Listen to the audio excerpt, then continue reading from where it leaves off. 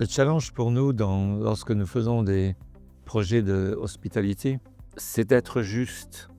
Alors, c'est un mot qui a tout son sens parce que d'abord, il faut comprendre le projet vis-à-vis. Un client vient vous voir et vous fait confiance, investit parce que l'investissement dans l'hospitalité est quand même des chiffres importants et il y a un devoir de résultat.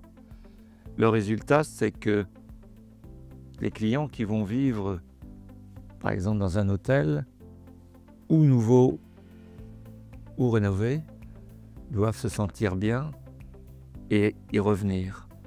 Donc nous, on a la responsabilité de comprendre et d'être juste, de faire le décor juste. Alors, dans les projets qu'on appelle de luxe, qu'est-ce que ça veut dire? Le luxe, c'est pas d'être en or ou en argent. Le luxe, c'est beaucoup plus que ça. D'abord, c'est le volume, l'espace, mais aussi les matières. Donc, les matières luxueuses et naturelles, qui peut être le marbre, le bois par exemple, je prends ces deux éléments-là. Aujourd'hui, dans le monde futur, et en prenant possession de ce que va devenir la planète, il y a des nouveaux matériaux. Et c'est aussi, dans l'éclairage aussi, c'est des nouvelles façons de faire l'architecture.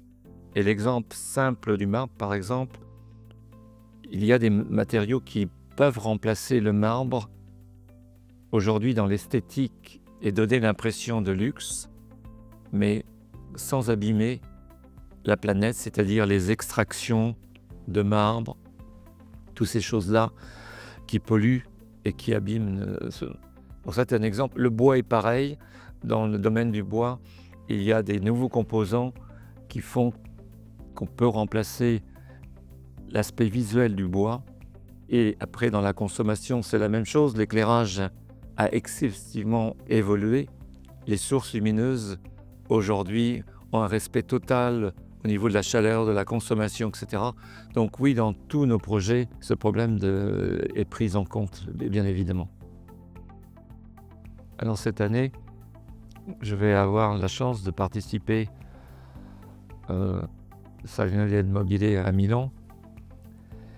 C'est une chance, mais un grand challenge parce que j'espère que je vais être un ambassadeur du design qui est du passé vers le futur.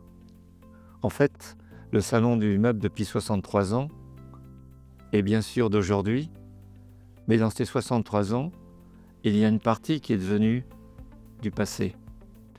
Et on va créer une villa dans le salon, dans le hall 13, qui va être une respiration, j'espère, dans ce monde un peu fou que l'on vit pendant 6 jours à Milan, de bouillonnement de créativité.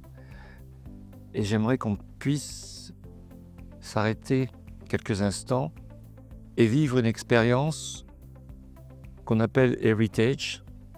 C'est le design qui a été contemporain dans sa création, qui est devenu plus classique et qui est l'héritage pour le futur. C'est-à-dire que on va s'apercevoir dans cette ville-là que la créativité peut être du passé, du présent et du futur.